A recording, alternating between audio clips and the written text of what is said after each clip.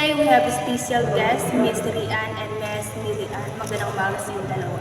Magandang umaga po. Magandang umaga din po, Miss Kathleen. So Miss Rian, let's start with you. What was the most attachable story of your childhood? Lumaki ako sa Ipoh, Zamboanga, Sibugay. Noong panahon wala talaga kaming pera. Kasi hirap din maghanap ng trabaho dati. Kaya nga walang trabaho yung papa ko dati. Naranasan din namin yung sobrang hirap talaga. At saka wala na talaga kain. Kasi naranasan din natin yung dati na mga bilihin na ang mahal at saka yung gas. Kaya buti na lang napahiram kami ng aming kapitbahay ng bigas na dati. Kaya may nakain kami. So, at ang mga guro na sinugal ang kanilang buhay para lang maturuan tayo. Natutunan ko ang halaga ng katotohanan at ang halagahan ng komunidad. Okay, so,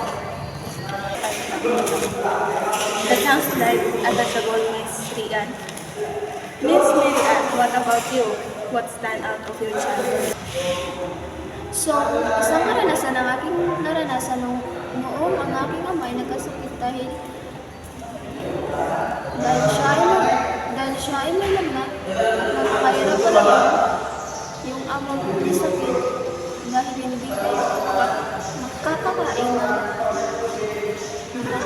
ng pagkain na gusto niyo.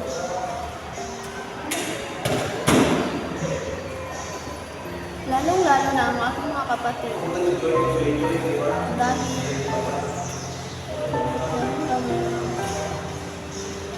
Dahil ang aking ama lamang ang nagkatulid sa aming magkapamilya.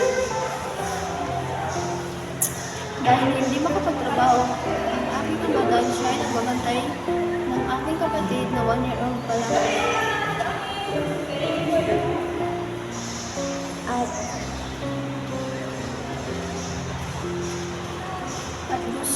At yung mga kapatid ko, kung gusto nila kumain ay hindi kayang binti ng aking ama dahil siya ay at wala rin kaming pera. Karanasan ng aking buhay.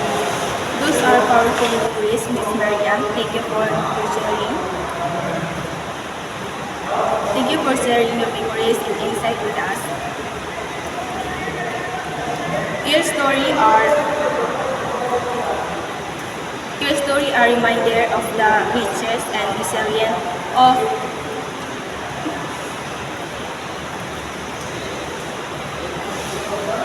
of the human spirit.